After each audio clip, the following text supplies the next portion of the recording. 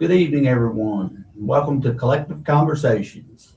Today, we're going to have a conversation about a topic that most people try to avoid, but millions of people live with every day. Today is all about mental health. Uh, Not just hashtags, not just awareness posts, not just something we mention during 1 month out of the year. Today, about real people dealing with real pain while trying to survive day to day life. Some people woke up this morning fighting anxiety. Some people smiled in public today while privately battling depression. Some people are emotionally exhausted from carrying responsibilities nobody else sees. And some people have become so used to the suffering in silence that they don't even know how to ask for help anymore. For years, people were taught to hide our emotions, taught to be strong. We were told, you'll get over it, stop crying, just pray about it.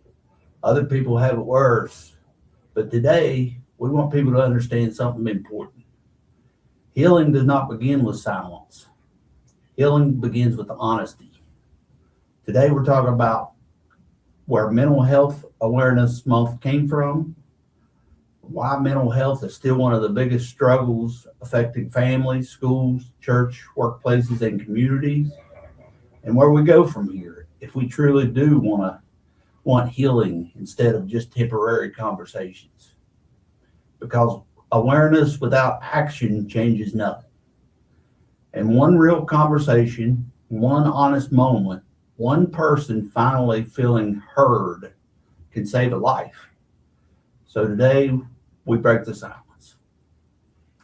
Thank you, Chad. Thank you for that. And May is Mental Health Awareness Month, but the truth is, mental health is not just a May issue. It's an issue that is every day, and that's I'm glad we can attack this.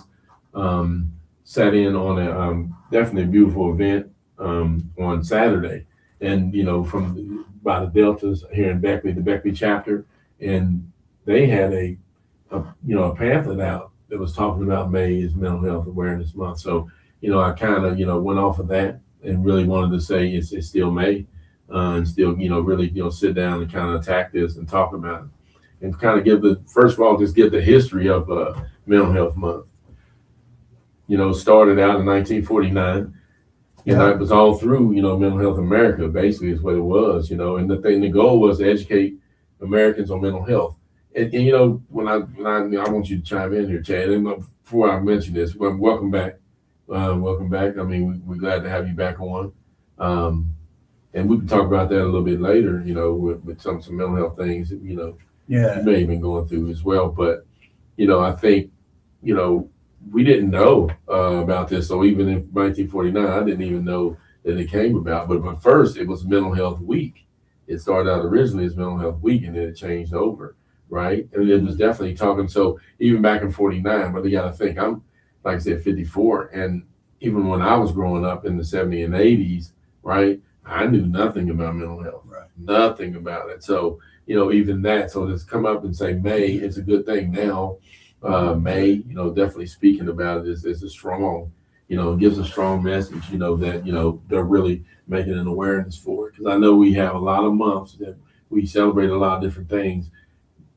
This is very important as well. Yeah, because there's such a stigma, and it's getting better, but I'm kind of at a unique age where when I grew up, it was the era of pull yourself up by the bootstraps. You don't cry, suck it up, and and I saw in my life and raising children of my own, I saw it transition, and that's a good thing. I think it's a huge thing because, I believe now the more I learn about it, I believe that we should look at mental health just the same exact way that we do our physical health. Right. If you care enough about yourself to go for an annual checkup, right, even though you feel healthy. Well, I'm glad you said it because, I think, and now we're talking about 1949. Now we're getting ready to get back up. But, one of the things where many people were kind of institutionalized, we just had, a gentleman in there speaking with us about, how people were institutionalized, Yeah. in the past, and really ignored. I don't know if you've heard of West Virginia, Sharps Hospital. I've taken, I've actually been to both, right? And I know they've changed over now, but like I said before, that's when a lot of people were institutionalized in the old Western Hospital, Right. or Sharps Hospital, should I say, into the new one, right? So I mean, I know it was a little bit, and also when we talk about therapy, it carried a lot of shame and stigma to it, and I know that's one of the things. Plus, I mean, let's get it right. Communities misunderstood what a person's emotional struggles. You just said it. Suck it up. Pray about it. Right. Different things like that. Yeah. I mean, and there was other help out there.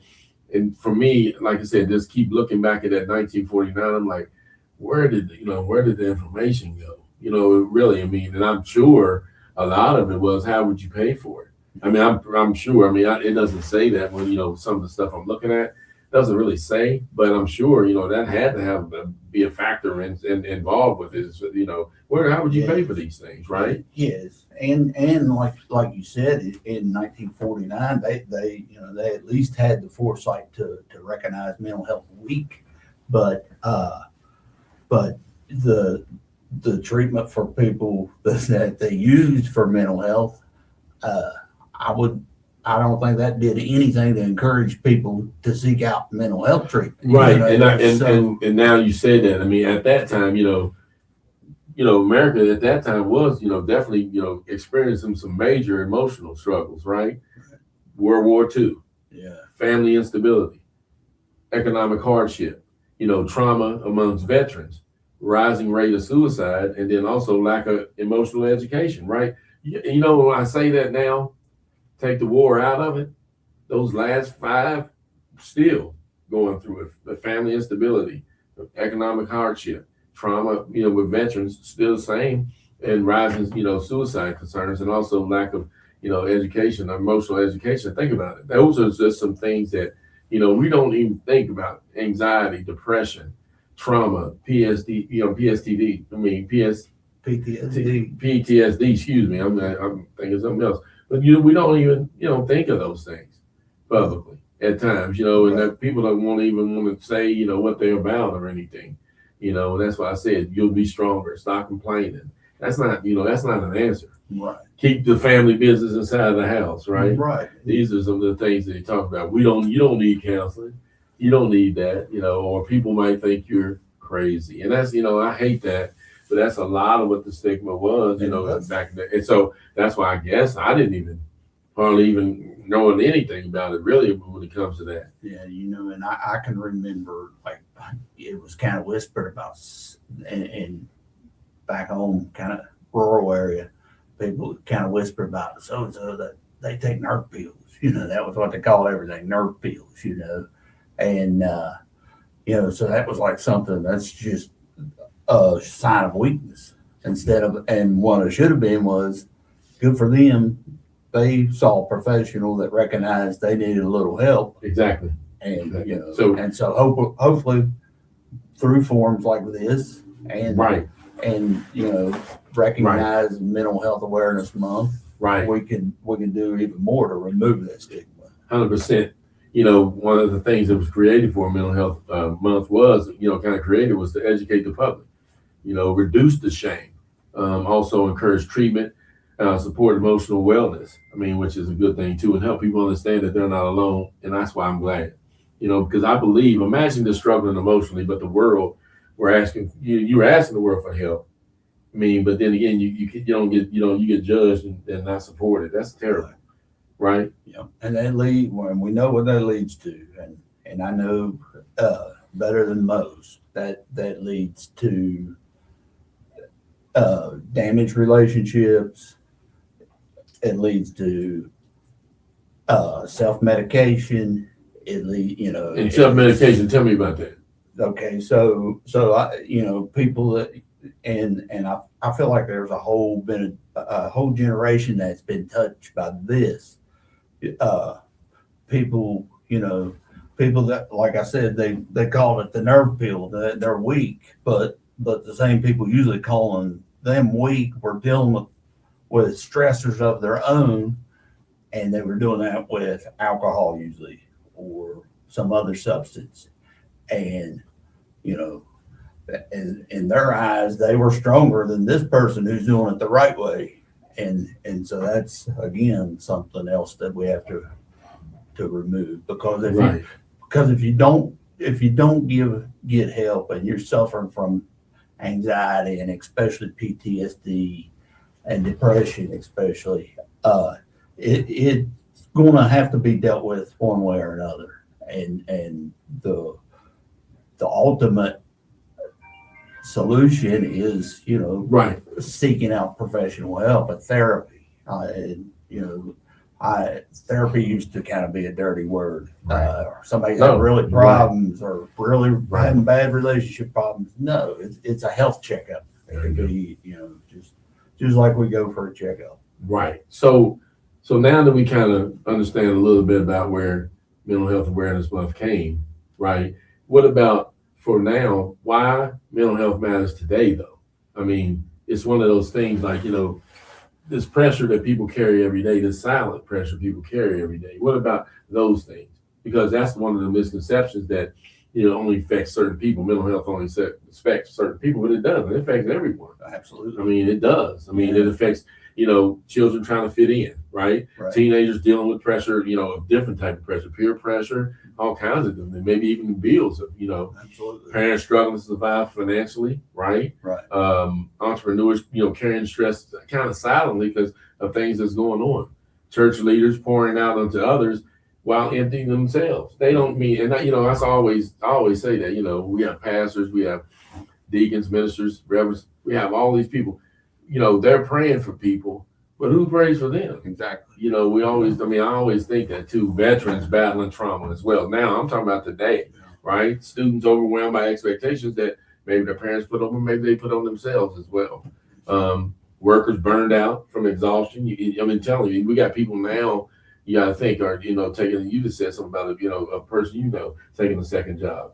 This is, you know, what we got into. This is not us yelling and screaming about how things are in the economy. It's just the way the world is now. That, you know, definitely the cost of living going up and things of that nature. So it's like, you know, and, you know, guess what? Sometimes the caregiver is never getting a break either. And that's something, you know, that talks about. Yeah. Because mental health doesn't discriminate. Let's get that right. It doesn't. Right. And we might think that it does, but it definitely doesn't. Yeah. And that is a big part of it, because, you know, as caregivers, that's a very stressful role in itself. And you know, the phrase that they really stress is self-care. And, and that goes back to, you know, seeing a therapist, whatever works to help them unload. And it's so important, because they're helping so many. Like you said, there's so many, we should be able to help them. And it is, and it's like, you know, the biggest, the person that's smiling the biggest, sometimes maybe the one hurting the deepest. Yeah. And the reason why I say this to segue through it is also kind of that social media thing. Everybody looks happy online. Yeah. Everybody looks happy online. You know, they living in the best, you know, they dressing up the best and things like that. But that's what happens, right? This culture that we you know, the social media culture, what it's made is, you know, people comparing success, people comparing their bodies, people comparing their lifestyles, right? Mm-hmm. Relationships, money, comparing all these things, happiness, right?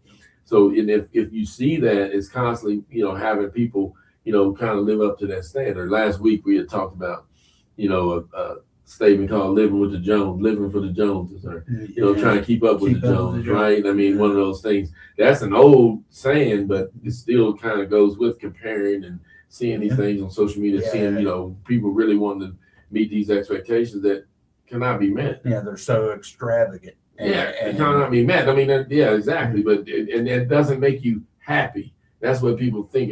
Does it really make you happy, right? But people fake, you know, perfection online a lot of times, and they don't have to, you know. That's one of the things we had talked about last week, you know, really, you know, having a job, just like, you know, Mother's Day, you know, really even taking you know, happy belated Mother's Day to all the mothers out there as well. I appreciate everything you do. Like I said, I know it's hard at times, but and then when we talk about mental health, definitely, have to take care of that as well, the mothers and also the children as well. So we appreciate every one of you. But going back to what I was saying, sometimes, you have a pressure to look successful, right? And the validation comes from the likes and the comments, and a lot of times it doesn't work that way. I mean, this is serious to me. I mean, I know we laugh and stuff like that, so don't get me wrong. I'm not saying that part, but I wouldn't want this on just to get laughs and things like that. I would also want to make sure we get the message out to others, right? That this is serious. We had me and Mike did one on catch my breath, which is an initiative about vaping, right? And the thing about it was, I mean, I understand. I knew going into it, a lot of people are doing it, so people don't want to hear that, and I get it. This is not me, or this is not this show or anything trying to definitely judge you. But then again, I want to tell you what's at the end of the road when you do these things. I mean, because that's the truth. It has nothing to do with me. Right. That's the truth. And it's like the mental health, if you do not, get help for these things, it can overtake you. It can overtake you medically, your body, right? I mean, and do the worrying, the constant worrying and things of that nature, right? Just so we got to make sure we're not always validating off these likes and comments, right? There's nothing wrong with it, right? I hope they comment about this. I mean, if I mess up something like that, put it in there. I get it. I mean, I don't want to, put out any misinformation either, but I definitely don't want to, say something because I want a bunch of likes or want a bunch of comments, right? I want them because it's genuine. I want them because of the truth and to help other people as well. Yeah. It's not that. And, we have cyberbullying as well, fear of missing out. I mean, you're missing out part is like, what are you missing out on? I mean, once you really realize that, and that's a walk of a 54-year-old, right, telling a 20-year-old, you're going to have, falls, you're going to fail. It's okay, but you got to get up.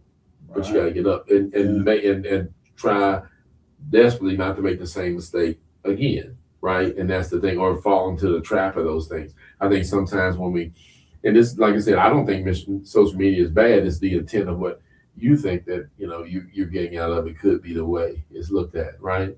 And that's the thing. So, one of the things I do want to speak about, not so much for me, but I even know unrealistic beauty standards, right? Whose standards are, for women, men, who are y'all looking up? Right? Right. 6-pack or whatever it may be. Hey, God bless those that have bodies of that nature.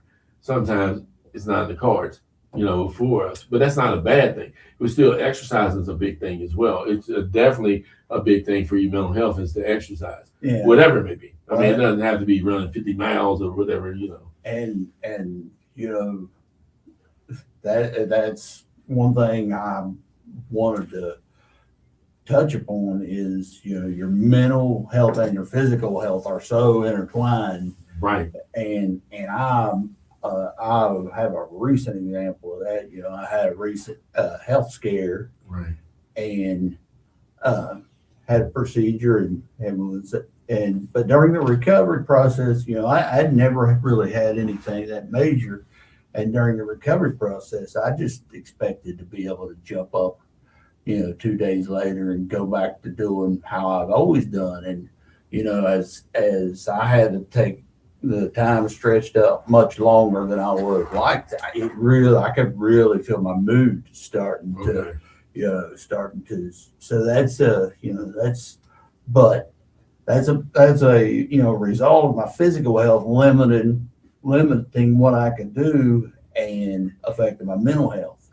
And and then when your mental health is not in a good place, you're not going to recover. It's science-based, And some people wake up immediately and compare their life to someone who is editing their life the whole time. That ain't how their life. Exactly. You think that it is, but that's not even how their life is. Yeah. It's not. That's why that comparison, be very wary of it, because it doesn't always come that way. Yeah. It doesn't. Yeah. It doesn't. I mean, a lot of times, this is more on the athletic sense, but it could be any little thing. We see the finished product of what somebody does, but man, it's a lot of them do a lot of hard work. I always, say this about, like, people say little things about, I'm like professional wrestling. I'm like this since I was a kid, right? But people think that it's just them going out there, but they work at it Right. very, very hard. I mean, they say, oh, it's fake, it's fake, it's fake. Those bumps aren't fake. No. And the things they do, and I'm saying, and they're pros at it, so you have to understand they work at their craft. Any craft you work at to get better at it. That's the thing. You can't just go out there and do these things, right? I was listening to something last night, even about what we're doing now, kind of going against it because it was talking about even public speaking and making sure you don't have those kind of pauses and things in there, which I'll probably do today, is knowing the subject that you're talking about, knowing it, practicing it. Me and you just, not being funny, I knew it was important to have, something about mental health month, right? And I understood that, and it fit us today to come in there and do it. Absolutely. But make no mistake about it, it's very important, and Absolutely. you have to plan for these things as well, because it's very dangerous, for any culture, especially the young people, to really have a comparison always, and young or older, right? So I really do want them to think about some of those things as well. Yeah, and you always think about it. You're exactly right. You look at these people on I'm old Facebook or whatever, and they're flawless a lot of times. And nobody's flawless after you stop and think about it. They got good filters or good editing skills or whatever. It's unrealistic, the point is. And, Right. And we can't judge ourselves based on everyone else. And the thing I always told my kids, when so and so, look at this car, look what Yeah. I say, okay, did she post the picture of the night when her boyfriend broke up with her and she was crying and upset? When they're having a bad day. No, you're right. And so that part, the good part was part of her reality, but the bad part was too. But social media, we're just going to show you the good part. So right. And I think it's a good segue into this. As far as talking about burnout. Yeah. Burnout. And how to survive. Through these. And a lot of times people are tired. Let's get it right. People are tired too. And that's one of the mental health crises we deal with today is burnout. People are mentally exhausted, emotionally exhausted, right? Physically and sometimes spiritually exhausted as well. And they're not, they're just not really living. They're just surviving, because they're juggling bills, family pressure, right? Multiple jobs, definitely parenting stress, relationship issues, which you just talked about as well, trauma, financial fear, and then community violence, and then uncertainty at times too. So sometimes that survival mode ends up being emotional exhaustion. Yeah. That's what it ends up being. Absolutely. And then, and like you say, there's a ton of pressure on not just men and women to provide for children, to build a home, and that's real. You gotta produce, right. And sometimes that gets too much to bear. Man, I just tell you, it's just talking. Some people have been arrested for years, not physically or emotionally. Some people, and that's terrible, really, because it tears you up. I remember when we, just this winter, we had got. And this is not a knock on this industry and anything, but we had just got into medical transport. Didn't know really much about it. It was just trying to, generate some income and also, create some jobs for others, right? Well, man, it was super, super stressful, right? And I found myself not even though I was sleeping, I wasn't. And I started, and I'm not the smartest person in the world, don't get me wrong. Memory's not bad. But then when that was, during that time, I had like mental blocks where I couldn't remember nothing at all. And it was just an overload, right? And I was like, man, I can't remember that. And I knew it was coming on because it wasn't like I said, I'm not saying I don't forget things, don't get me wrong, but it's like I had to rely so much on my schedule, but I was even too tired to look at my phone to figure out what it was. Yeah. And I was just really tired and, and it's just not sleeping well. So I get it when it comes to, to being exhausted. Right. And getting that rest is so, so important. Getting that rest is so important, right? And that's, to me. And that's another thing that They coincide with each other, sleep and mental health. Well, a lot of times when you're having mental health problems, untreated mental health problems, it affects your sleep. And it's a known fact that, if you don't get enough sleep, that affects your mental health. So again, it's all tied together. Yeah, and the burnout comes, and that's the thing, when we speak about it. Like I told you, I was. And it was a different time for me because, like I said, I'm not really always used to that, right? I'm not, and that's the thing. But it affected so many things, on me, and I do. For me though, when we talk about spiritually, I really had to do a lot of. I know I did had to do a lot of praying. Because I couldn't, like I said, I couldn't go through the day. I really couldn't because it was like I told you, just blocks of just just going out. And so I was there, but I really wasn't there, right? Yeah. And that's what usually happens, because the pressure was just so much, on me, and I just remembered that, that I can't. Like I've done it when I was a kid. I used to worry a lot, and I just tell you, at 12 years old, I worried about things that I had no control over. And so much my body broke down on me and my hair started falling out in patches because of it. Ulcer, right? At 12 years old, right? Thinking about these things. Now, it was a learning experience for me because now I don't, but I felt like I used to, that's what was kind of worrying to me because I felt like I did then. Just head spinning all the time. Overwhelmed. Right, overwhelmed, right? And it was one of those things I did finally, get the help I needed as far as, number one, by praying and also by restructuring things to where it wasn't such a stress on me, right? And that was the thing. But, a lot of people don't have that. They don't have, they're overworked, right? Sometimes overgiving, overthinking, overperforming because we have to, perform at a certain level we believe in order to, stay relevant as far as within our jobs and to know that, we care about it and definitely, but also carrying responsibilities alone is hard. It's hard. Yeah. And I think that's another good point you made. You develop different ways to alleviate your stress. And, that can be done through real ways in your work or in your living, in your lifestyle habits. It's not just therapy. I personally believe that everybody would benefit from therapy, but there are other ways to help your mental health. And, first of all, and that's kind of why we do this is to talk to someone. Right. That's the step one. Right. A trusted friend or confidant. Talk about it. Right.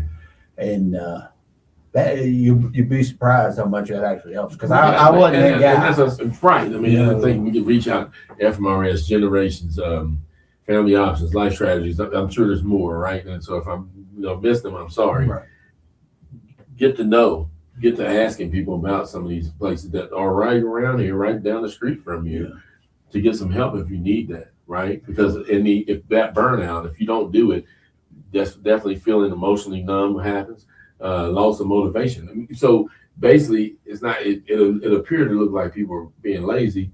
They're just overwhelmed. Yeah. They're overwhelmed. They're overloaded, man. And that's reached their limit, right? Yeah. And that's the thing. So and like I said, I had all those. Really, I was forgetting everything. Like I said before, brain fog.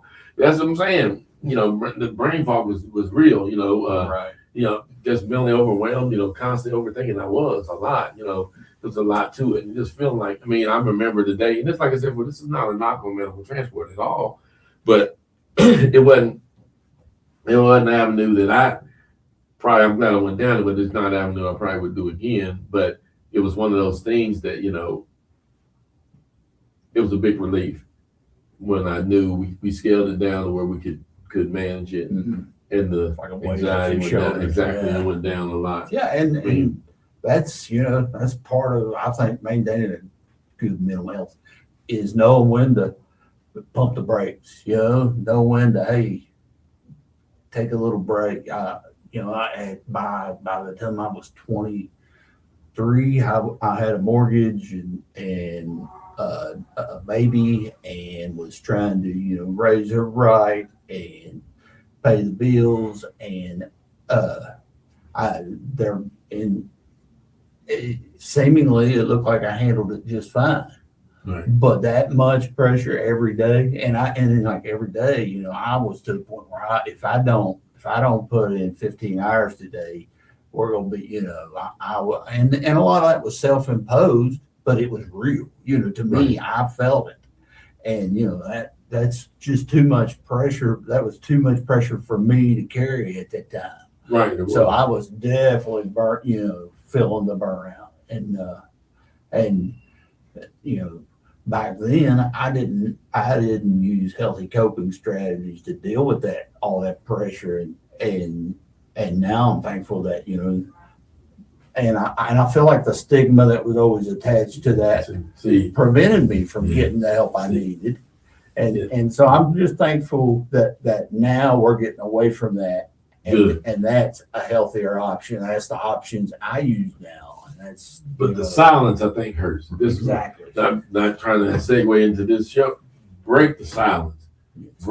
Talk about it, right? Yeah. Don't just put, we talked about it in February. Okay, that's good. We'll be fine.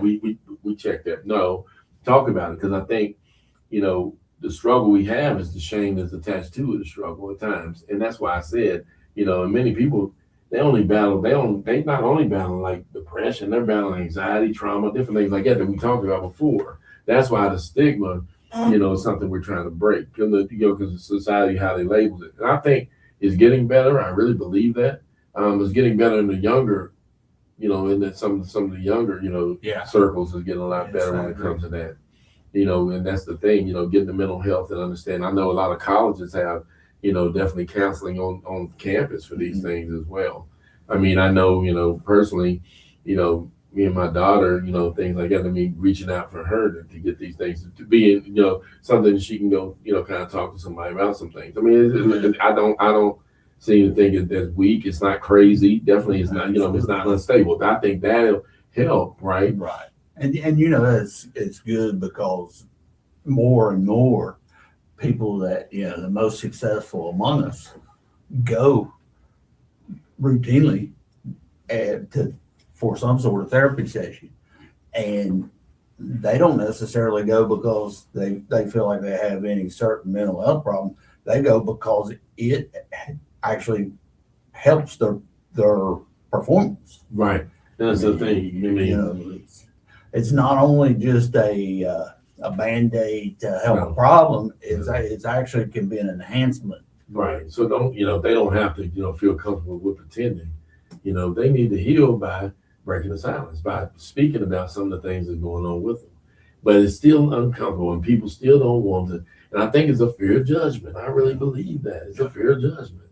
And that's the thing, because they don't want to be misunderstood or being embarrassed or, or looking weak or losing respect. And it's not that, it's really, treated different. And I get it, but to me, it's like, I commend those who come up and, kind of come up and want to handle their mental health. Mm-hmm. I do. But like I said, it's still looked at in certain circles. It's like, what's that mean? Absolutely.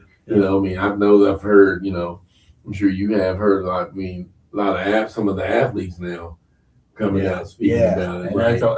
That's a great thing. Right. But it's still on the backside of right. that. They still get some backlash. Right, on the backside of that. It's like, but that's the thing. I mean, I don't get it. But people they're more prone rather talk about their physical pain than they do their emotional pain, though. Absolutely. Right? Because we accept, a broken arm.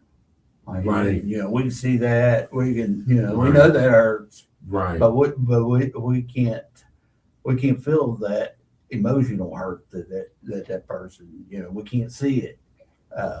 But it's there, it's very real. And like you said, I think the more we break the silence, the more likely people are. I have seen it improve, and I'm thankful for that.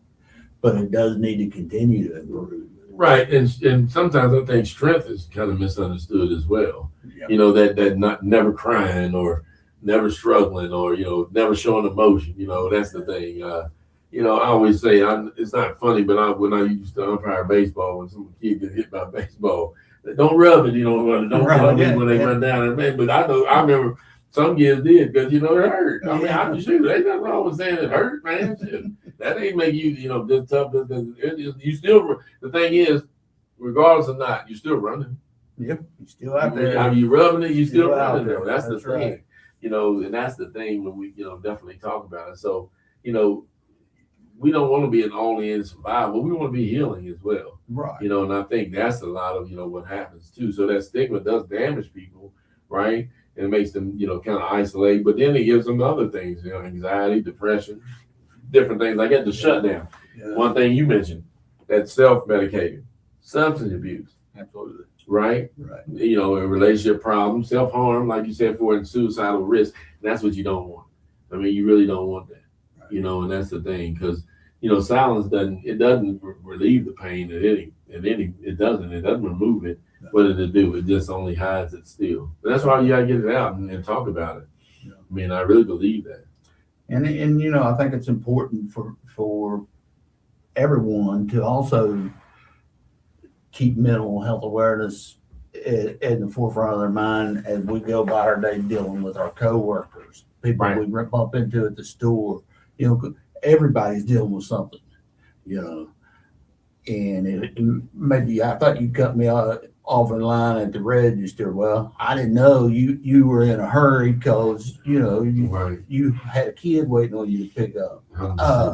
And I think if we think about our own mental health, we should also extend the empathy to others. And you're right. We're all dealing with something. Because a lot of times, sometimes it's either it can be culturally or generational, and those stigmas. So that's another thing, this stuff can be kind of passed down. Not saying it should, but it could be, some of the older, generations definitely, the poverty, the violence, right? I mean, addiction, racism, trauma, and all just different things in order to survive. They thought about these things as well. So it's one thing to, definitely understand that.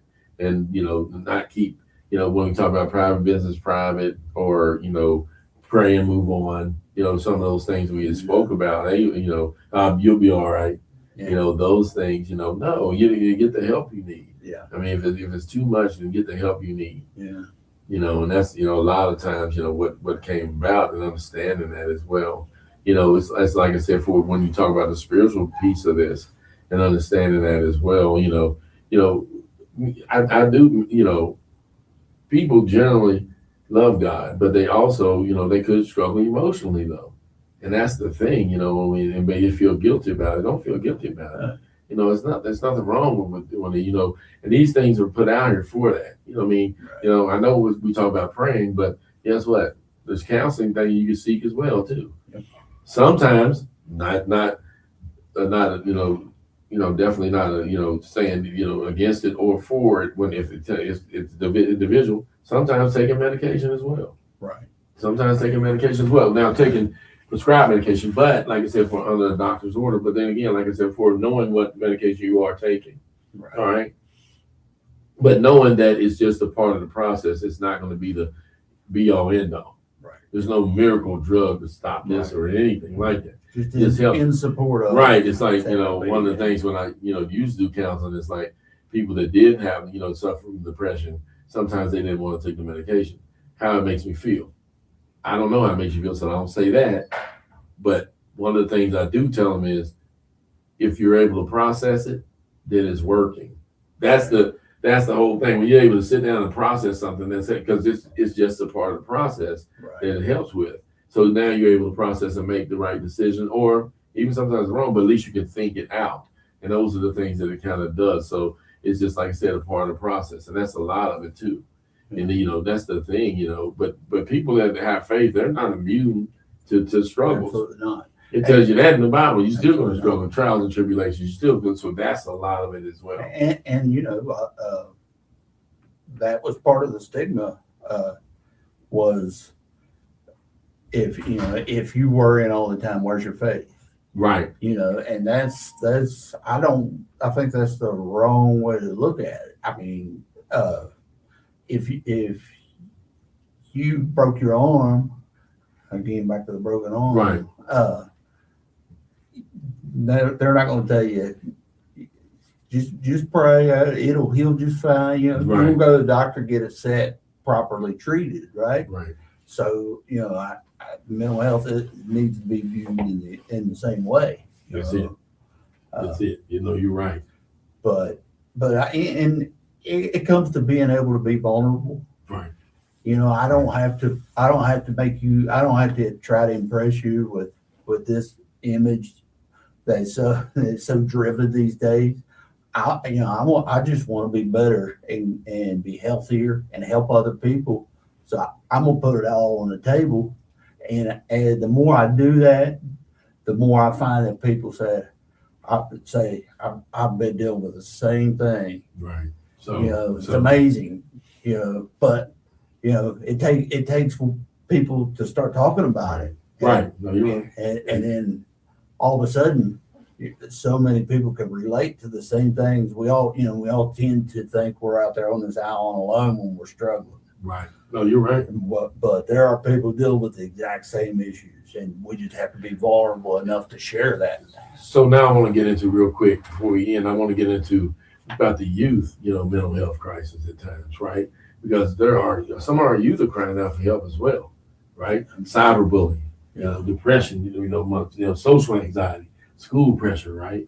Lack of mentorship, you know, trauma exposure. We're definitely in certain households that we hear about. We don't always see it, that we hear about identity struggles, right? And then also just suppression of emotions, those things, you know, and, you know, they use things online to kind of deal with that, but that's not processing them in real life though, right? That's why, you know, definitely having mentorship programs, right, is strong, right? Definitely, you know, understanding their emotional, you know, intelligence as well, positive environments as well, life skills, learning, you know what I mean, community education, right? You know what I mean? And knowing their voice of empowerment is a big thing as well. And this is something we have to do, you know, and that's something I don't want us as adults to miss. We don't need to miss that. Asking the kids, are they doing okay? Definitely, if you're a parent or a relative or someone that hangs around this kid, you can, if you see them, you can kind of tell, right? Some of these things and really attacking it then, right? Instead of waiting until it's too late, right? And even then, it don't hurt to ask. Mm-hmm. You know, checking and but yeah, I agree. There's so much, and you know, I think I hear a lot like when especially teens are dealing with relationship issues, be it friend or romantic relationships, and you know, there's always a lot back and forth, and this one said that one, and you know, even me, my natural tendency is to brush that off. That's just a bunch of drama, a bunch of nonsense, because to me it is. Like, to me, I got real worries, but at this 14, 15-year-old person, that's just as big to them in their world and their reality 100%. As my 100%. concerns are. So that's the danger of, you know, we don't want to brush them aside. And that's why I said, you know, just making sure they're okay, right? Making sure we are checking on them, right? And having, you know, programs out there that they can come and make sure and crush the stigma of things, because we're not doing it. If we're not speaking about our mental health, what makes you say they're going to, right? Definitely something else. So set the example. Exactly. So, you know, definitely when we talk about normalizing things, right? I think what I see in the younger generation, I think counseling has been kind of normalized. Right. Which is a great thing. So I know we're making strides. I get it. But we still have pockets of kids that aren't, you know, getting those things. I can't say where they live or anything like that. It's not that. But, you know, also, you know, definitely struggling with, you know, I always say this, and I know I'm not saying controversial, but it's one of those things like, you don't always really know your neighbor. You think you do, but you don't always know your neighbor. Now you throw a kid in there, right? And you got some suspicions about what's really going on. Not because you're nosy, because you either got your spidey senses going on or whatever. And I always, you know, say, if you really believe that, I think everybody should call CPS today on somebody who didn't say that. Right. But when you know something isn't right, There's nothing wrong with, and here's the thing: there's nothing wrong with making an anonymous call and calling and to see what's really going on. And then let the professionals, which is the CPS, let them do their thing. Let them do their investigation or go do a check on the kids, right? And not only that, even if it isn't, maybe it's a wake up call. Maybe time to start straightening up a little bit. Yeah. Because a lot of that is that too as well. It's those things as well. So I do believe that. I do believe that. And I'd be amiss to also talk about, getting them in some type of faith-based discussions with kids, right? Yeah. Community matters, prayer matters, right? Therapy matters, accountability matters just as much. Getting them into, some definitely some youth groups. So somebody was talking about Awanas the other day, if they still have it. Yeah, things like these, FCA, Fellowship Christian Athletes, things like that, that can definitely help. To me, some positive things that they can help, but also vet them. Let's say vet the organizations your kids are being involved in as well, making sure they're safe. That's the first thing. Don't get me wrong.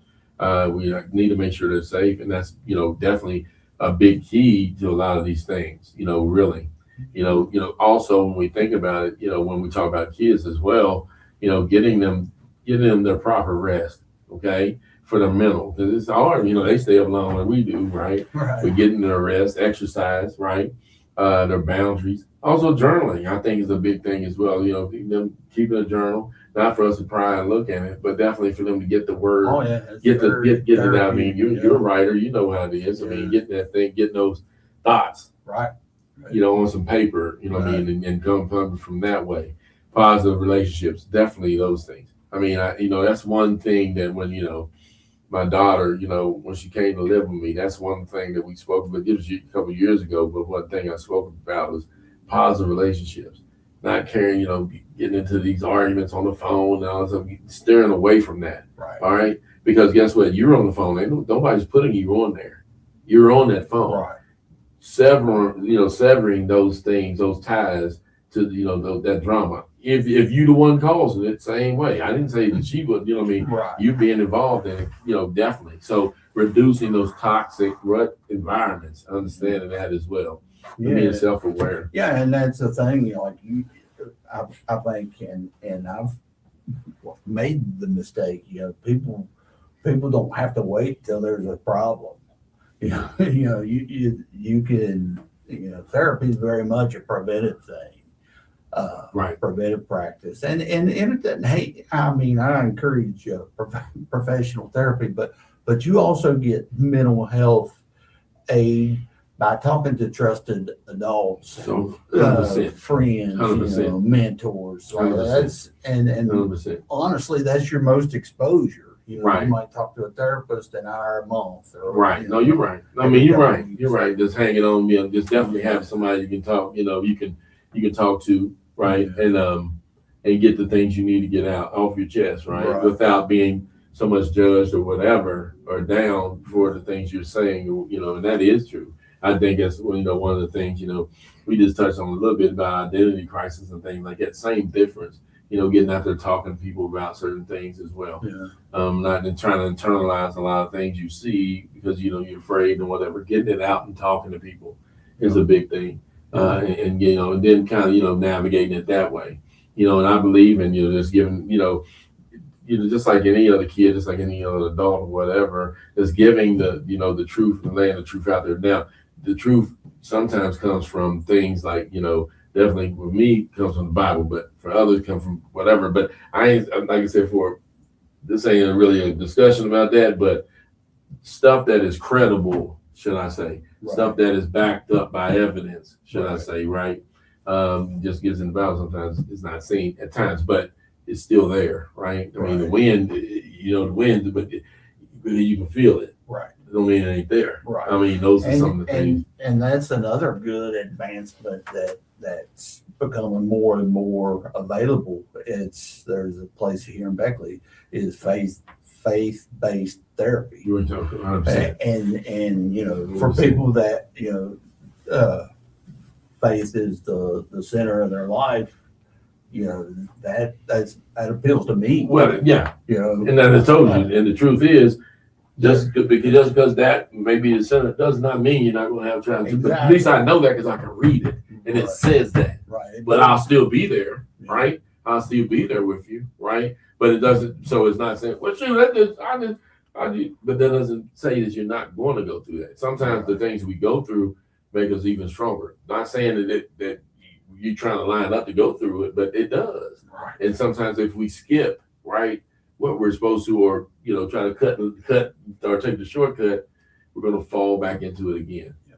I mean, and that's why. But guess what? If we handle it now, maybe we'll know how to handle it here in the future as well. Yeah. And that's what a lot of what it talks about as well. So just kind of it's been great. I mean, it's talking about this as well. I mean, and I like I said before, it's one of those things when you get cranked up, start talking, it's like, wow, the time flies by. I mean, when you say these things, but we've talked a lot of about a lot of different things, right? But understanding that the biggest key to all of this is just definitely getting the help and communication.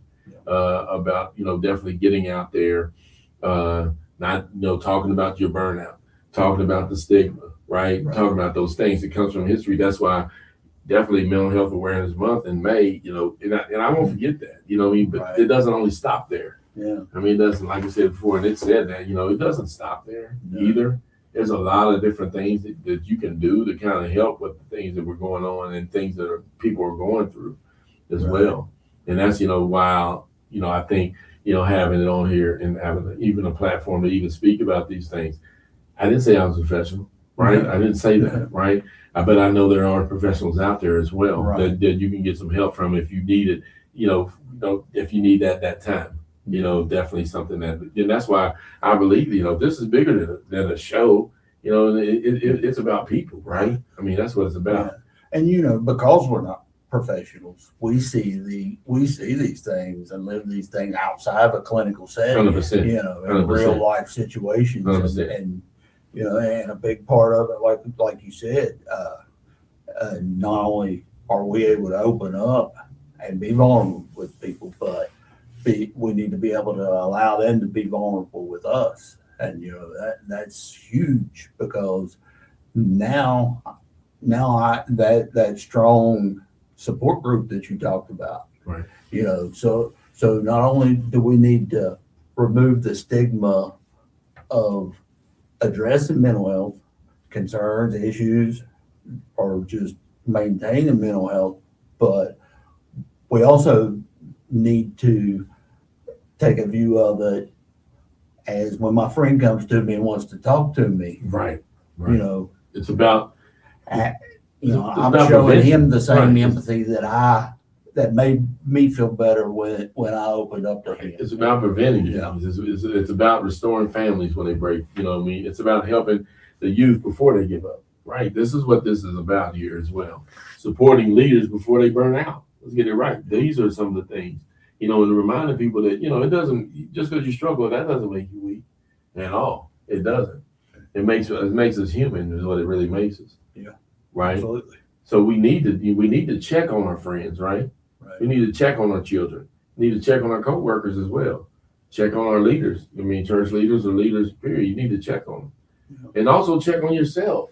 That's the big thing. You got to check on yourself. I mean, really. Yep. Because it doesn't, the healing comes when you break the silence, when you start to talk about these things as well. That's why. Yeah. That's what it's about. I mean, breaking that silence and talking to somebody about these things. That's in a lot of different things. What happens is the communication barrier. The barrier is us just communicating, just speaking, because people aren't like, sir, that's okay. Yeah. It's communicating. That's what we're doing, right? For a common goal. I mean, and the common goal today we're speaking about is mental health and mental health awareness. That's what it was about. And that's a great thing as well. I want to thank you. I mean, like I said, for praying for you, I thank you for coming on. I think, like I said before, these moments we talk about, we're breaking the silence. I mean, they are important. Like I said, for while we're not professionals, that doesn't mean we're going to shy away from talking about it. Right. And putting you in line, if you ever would call, in line with a professional if you need to speak to them. I mean, and that's the thing. I mean, but knowing that they are out here, Yeah, and they do a wonderful job. Right. But it's just like anything else, though. It's just like all the rest. It's like the restaurants. Not saying it like that, but I'm just saying it depends on which one you like. I mean, and you go from and there are options. And there are options, exactly right. And you know, the great thing, technology today with telehealth, you know, there's Better Health has a whole network of 100%, therapists. So you can pick and choose, you know, and insurances are covered. You know, exactly right, which is great. Which I think is great. So I think we are headed in the right direction. I do too. I think just we need to continue to talk about it and remove the stigma. Right, and I think we will. We'll keep on talking about it. Like I said, I thank you all for joining us today. Just a couple announcements. Summit Collective, again, Camp Elevate will be starting June 15th and lasts to July 16th, and we're going to be having sign-ups on the website, thesummitcollective.org. It will be this week. There'll be a QR code scanner. We can only take like 25 kids for now. Wish it was bigger, but right now we're going to, stick with that for now. So sign up. Like I said before, it should be fun. We did it last year. It was a great time. And we're going to, do it again and give the kids an experience. So we learned a lot from last year as well. Good things, of course. I mean, and we want to make sure they have a lasting impression on their lives, and this is something, even talking about mental health as well, talking about these things, but definitely it never ceases to amaze me. I mean, a child and the mass amount of knowledge they can obtain, and also retain, at the ages that they are. And I think that's a great thing as well. So I want to thank you all for listening, like I said before, and watching in. Look forward to the other shows as well, like I said before, and thank you all for Collective Conversations. Thank you for being here.